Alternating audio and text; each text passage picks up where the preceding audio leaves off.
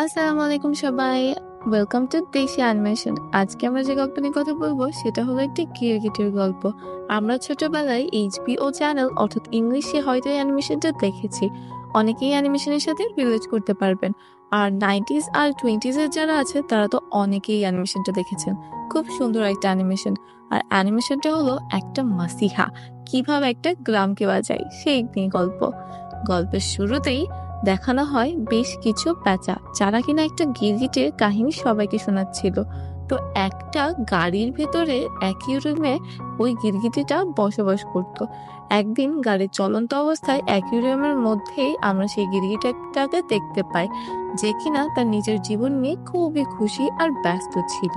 তো সেদিন হঠাৎ করে গাড়িটা ডিসব্যালেন্স হয়ে অ্যাক্সিডেন্ট করে ফেলে, আর গাড়ির ভিতরে থাকা অ্যাকুয়ারিয়ামটাও ভেঙে গিরগিটিটা বাইরে বেরিয়ে আসে।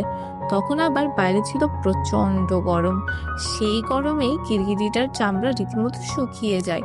তখন সে তার সামনে আরো একটা অ্যানিমালকে দেখতে পায়। তারপরে যার উপর দিয়ে গাড়িটা চলে গিয়েছিল, গিরগিটিটা তখন জানতে পারে যে এই অ্যানিমালটার কারণেই তাদের গাড়ির অ্যাক্সিডেন্ট হয়েছে। সে অ্যানিমালটাকে প্রশ্ন করে যে তুমি এমনটা কেন করলে। অ্যানিমালটা তখন বলে যে সে আসলে মরুভূমির রক্ষকদের সাথে দেখা করতে চায়, যে কিনা সাদা গাড়িতে করে সোনার মূর্তি নিয়ে ঘুরে বেড়ায়। গিরগিটিটা এসব শুনে কিছুই বুঝতে পারে না, সে ইগনোর করে। তাকে জিজ্ঞাসা করে যে এই মুহূর্তে আমার পানির প্রয়োজন, পানি আমি কোথায় পাবো সেটা বলো। অ্যানিমেলটা গিরগিটিকে দূরের একটা গ্রাম দেখিয়ে বলে যে পানি চাইতে হলে তোমাকে ওই গ্রামেই যেতে হবে, যেখানে প্রতি বুধবার পানি আসে। আর কালকেই বুধবার। গিরগিটিটা তখন সেখানে আর এক মুহূর্তও দেরি করে না, সে গ্রামের পথে হাঁটতে শুরু করে। তো যেতে যেতে গিরগিটিটা এমন একটা জায়গায় পৌঁছায় যেখানে তার সাথে একটা ব্যাঙের দেখা হয়ে যায়। তবে সেই ব্যাঙটা লুকিয়ে ছিল, আসলে তাদের উপরে একটা চিল ঘুরে বেড়াচ্ছিল, আর সেই চিলের ভয়ে ব্যাঙটা নিজেকে লুকিয়ে রাখার চেষ্টা করছিল। তখন গিরগিটিটাও চিলকে দেখে একটা ক্যাকটাস গাছের পেছনে লুকাতে চলে যায়। কিন্তু ক্যাকটাস গাছে তো অনেক কাঁটা ছিল, যার কারণে গিরগিটিটার গায়ে সে কাঁটা আটকে যায়, আর যার ফলে অজান্তেই গিরগিটিটা চিৎকার দিয়ে ওঠে। আর সেই চিৎকার শুনে চিলটা তাকে দেখে ফেলে, আর এখন চিলটা গিরগিটি দিকে তাড়া করতে থাকে। তো চিলের হাত থেকে বাঁচার জন্য গিরগিটিটা একটা বোতলের ভেতরে ঢুকে পড়ে। কিন্তু চিলটা ছিল খুবই চালাক। প্রথমে চিলটা বোতলটাকে ভাঙতে পারছিল না, তাই সে বোতলটাকে উপরে তুলে নিয়ে নিচে ছেড়ে দেয়, আর দুর্ভাগ্যক্রমে সেই বোতলটা গিয়ে পড়ে সেই লুকিয়ে থাকা ব্যাঙটার পিঠের উপরে। চিলটা যখন ব্যাঙটাকে দেখে ফেলে তখন সে গিরগিটিটাকে না ধরে বরং ব্যাঙটাকে নিয়েই উড়াল দেয়। এদিকে পরদিন গিরগিটির এতটাই পানির তৃষ্ণা পায় যে সে মরুভূমির বালিগুলোকে পানি ভেবে খেতে থাকে, আর এভাবেই পানি খুঁজতে খুঁজতে তার সাথে দেখা হয় একটি ফিমেল গিরগিটির, যার নাম ছিল বিনস। আর এতক্ষণ আমরা যে গিরগিটিকে নিয়ে কথা বলছিলাম ওর নাম হলো র্যাঙ্গো। বিনস র্যাঙ্গোর সাথে কথা বলতে বলতে হঠাৎ করে কেমন যেন একটা হয়ে যায়, তবে র্যাঙ্গো যখনই তাকে টাচ করে বিনস আবারও আগের মতোই ঠিক হয়ে যায়। বিনস তখন র্যাঙ্গোকে সাথে করে নিয়ে তাদের গ্রামে চলে আসে, আর এখানেই বিভিন্ন ধরনের প্রাণী বসবাস করত। তাদের অদ্ভুত হাঁটার ভঙ্গি দেখে র্যাঙ্গো তাদের মতো হাঁটার চেষ্টা করে, কারণ সে মনে করছিল যে তাকে দেখতে হয়তো সবার থেকে ভিন্ন লাগছে। র্যাঙ্গো এরপর সরাসরি একটা হোটেলে ঢুকে পড়ে এবং সে ঢুকে পানি চায়, কিন্তু র্যাঙ্গোর পানি চাওয়া শুনে সবাই জোরে জোরে হেসে ওঠে। হোটেল মালিক তখন র্যাঙ্গোকে জানায় যে এখানে ক্যাকটাসের রস ছাড়া আর কিছুই পাওয়া যাবে না, আর সে র্যাঙ্গোকে সাথে সাথে এক বোতল ক্যাকটাসের রস ধরিয়ে দেয়। ভিড়ের মধ্যে থেকেই তখন একজন বলে ওঠে, আর সে র্যাঙ্গোকে প্রশ্ন করে যে তুই কোথা থেকে এসেছিস, তুই কে। র্যাঙ্গো নিজের পরিচয় দেয় যে সে একজন যোদ্ধা। আরও সে বলতে থাকে যে সে নাকি জীবনে অনেক যুদ্ধ করেছে, আর যে পর্যন্ত সে নাকি একটা যুদ্ধ হারেনি। আরো অনেক কিছু আজগুবি গল্প বলতে থাকে। সে সবার সামনে একটু ভাব নেওয়ারই চেষ্টা করে। আর তখনই আবার একজন তাকে জিজ্ঞাসা করে যে তাহলে সেই 7 জন নিষ্ঠুর ভাইকে কি আপনিই মেরেছেন। র্যাঙ্গো বলে যে হ্যাঁ, আমিই মেরেছি। 7 ভাইকে আমি মাত্র একটা গুলি দিয়ে মেরে ফেলেছি। সবাই তো র্যাঙ্গোর কথা শুনে খুবই অবাক হয়ে যায়। তারপর সেখানে বিনস চলে আসে। সে ওয়াটার ব্যাংক ম্যানেজারের কাছে গিয়ে পানি চাইতে থাকে। ব্যাংক ম্যানেজার ছিল একজন কাঠবিড়াল, যে কিনা বিন্সকে পানি না দিয়ে বলে যে গ্রামের প্রধানের সাথেই কথা বলো। ওইদিকে র্যাঙ্গো সবার সামনে ভাব নিতেই ব্যস্ত থাকে। এমন সময় সেখানে একটা বড় গিরগিটি চলে আসে, যার নাম ছিল বিল। সে ছিল এই গ্রামের সব থেকে বয়স্ক প্রাণী, আর তাছাড়াও গ্রামের সবাই তাকে খুবই ভয় করত। সে এখানে এসে র্যাঙ্গোকে প্রশ্ন করে যে তুমি কি কি করতে পারো। র্যাঙ্গো তখন আরো ভাবনায়। সে সেখানে থাকা বিলের জ্বলন্ত একটা চুরুট মুখের মধ্যে দেয়, আর তারপর ক্যাকটাসের রস মুখে নেয়। এরপরেই বিলের মুখের উপরেই র্যাঙ্গোর মুখ থেকে জ্বলন্ত আগুন ছেড়ে দেয়। বিল সবার সামনে এত অপমানিত বোধ করে যে সে র্যাঙ্গোকে নিজের সাথে ফাইট করার জন্য সরাসরি মাঠে আসতে বলে। এরপরে দেখা যায় যে ফাইট করার জন্য তারা দুজনেই মাঠের দুই প্রান্তে দাঁড়িয়ে রয়েছে। আর তখনই এখানে একটা ঈগল চলে আসে।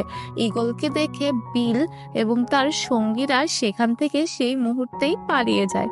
কিন্তু র্যাঙ্গো ভাবছে সে সবাই তাকে ভয় পেয়ে পালিয়ে গিয়েছে।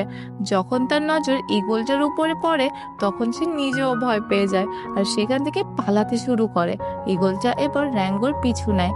এদিকে র্যাঙ্গো তো ছিল খুবই দুষ্টু, সে একভাবে না একভাবে ঈগলটাকে শেষ পর্যন্ত মেরেই ফেলে। এই সব কিছু দেখে র্যাঙ্গো তো গ্রামের সবার চোখে পুরো হিরো বনে যায় একেবারে। সবাই তাকে বাহবা দিতে থাকে, এমনকি তারা র্যাঙ্গোর সাপোর্ট নেয়, বলে যে এখন র্যাঙ্গোকে গ্রাম প্রধানের কাছে নিয়ে যাওয়া হোক। তো পরে আমরা র্যাঙ্গোকে গ্রাম প্রধানের সাথে দেখা করতে যেতে দেখি। আর এখানেই গ্রাম প্রধান যখন জানতে পারে যে র্যাঙ্গোই ঈগলটাকে মেরে ফেলেছে, তখন সে র্যাঙ্গোকে অ্যাওয়ার্ড হিসেবে একটা ব্যাচ দেয়। আর এই ব্যাচটার অর্থ হলো রক্ষাকর্তা, মানে এখন থেকে র্যাঙ্গো একজন পুলিশ। তাছাড়া গ্রামের প্রধান র্যাঙ্গোকে বলে যে পানি হলো সবকিছু, যার কাছে পানি রয়েছে সেই হলো সব থেকে শক্তিশালী। এরপর র্যাঙ্গো সেই ব্যাজ আর পুলিশের ড্রেস পরে আয়নার সামনে খুবই ভাব নিতে থাকে। তখন বিন্স সেখানে আসে, আর বিন্স র্যাঙ্গোকে কিছু একটা বলতে চায়, কিন্তু র্যাঙ্গো তো তখন এতটাই ভাবের মোড়ে ছিল যে সে বিন্সের কথা ইগনোর করতে থাকে। বিন্স রেগে গিয়ে বলে আমি তোমার নামে থানায় কমপ্লেইন করব। এদিকে গ্রামে তখন ঘন্টা বাজতে শুরু করে, কারণ ঘড়িতে 12টা বাজে, আর আজকে ছিল বুধবার। এই সময়ে পানি গ্রামে আসে। গ্রামের সবাই যখন পানির জন্য এক জায়গায় এসে জড়ো হয়, র্যাঙ্গো তখন পানির জন্য হাত বাড়ায়, আর তখনই হাতে পানির বদলে পড়ে কাদা। এদিকে গ্রাম প্রধান বলে যদি কারো কোনো হেল্পের প্রয়োজন হয় তাহলে যেন তারা তাকে বলে। তখন বিন্স সবাইকে বলে দেয় যে ব্যাংকে কোনো পানি নেই। সবাই এই কথা শুনে তো পাগলের মতো হয়ে যায়। তারা ব্যাংকের সামনে গিয়ে আন্দোলন করতে থাকে। তখন র্যাঙ্গো সেখানে এসে সবাইকে বোঝাতে বোঝাতে নিজেই পানি খেতে থাকে। তবে ব্যাংকে এখনো 5 দিনের অবশিষ্ট পানি ছিল, আর এখন র্যাঙ্গো এই সকল পানির দায়িত্ব নিজেই নিয়ে নেয়। আর সেদিন রাতে আবার র্যাঙ্গো বেশি উদারতা দেখাতে গিয়ে না বুঝেই 3টা ডাকাতকে হেল্প করে ফেলে। আর এখন পরদিন সবাই জানতে পারে যে ব্যাংকের অবশিষ্ট পানি চুরি হয়ে গিয়েছে। র্যাঙ্গো তখন হিরো সাজার জন্য গ্রামের আরো কয়েকটা প্রাণীর সাথে পানি উদ্ধার করার জন্য বেরিয়ে পড়ে। তারা একটা সুড়ঙ্গ পথ ধরেই সবাই মিলে এগিয়ে যেতে থাকে, আর সুড়ঙ্গের শেষ মাথায় তারা দেখতে পায় যে ব্যাংকের ম্যানেজারের লাশ পড়ে আছে। ভিন্স তখন বলে যে হয়তো যারা পানি চুরি করেছিল তারাই ম্যানেজারকে মেরে ফেলেছে। তখন অন্য একজন আবার বলে যে এই মৃত্যুর জন্য আমাদের নীরবতা পালন করা উচিত। তো সেই কথা মতো সবাই কিছুক্ষণ চুপ থেকে নীরবতা পালন করে। আর এইদিকে র্যাঙ্গো খেয়াল করে যে সেখানে একটা ভেজা পায়ের ছাপ রয়েছে।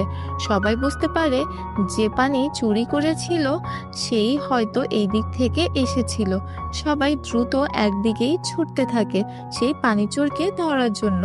তো এইভাবে যেতে যেতে রাত নেমে আসে, আর অন্ধকার রাতে তো আর সামনে এগোনো সম্ভব না। তাই সবাই এক জায়গায় বসেই আগুন জ্বালিয়ে কিছুক্ষণ বিশ্রাম নিতে থাকে। র্যাঙ্গো সবাইকে স্পিরিট অফ রেস্টের গল্প বলতে থাকে।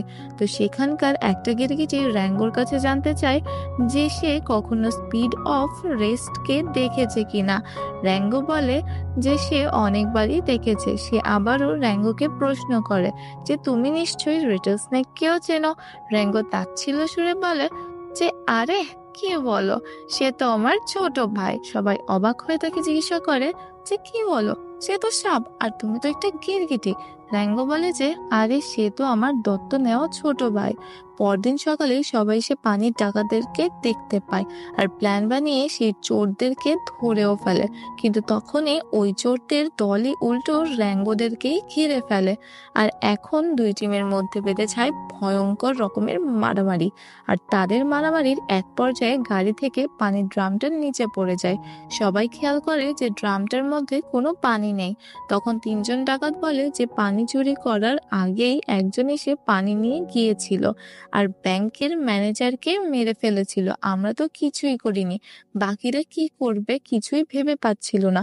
অবশেষে তারা সেই তিন চোরকে অ্যারেস্ট করে উদাস হয়ে গ্রামেই ফিরে আসে। এদিকে র্যাঙ্গো গ্রামের প্রধানের সাথে দেখা করতে যায়। সেখানে র্যাঙ্গো খেয়াল করে যে গ্রাম প্রধানের পায়ে ব্যাংকের ম্যানেজারকে যেখানে মারা হয়েছিল সেই জায়গার মাটি লেগে আছে।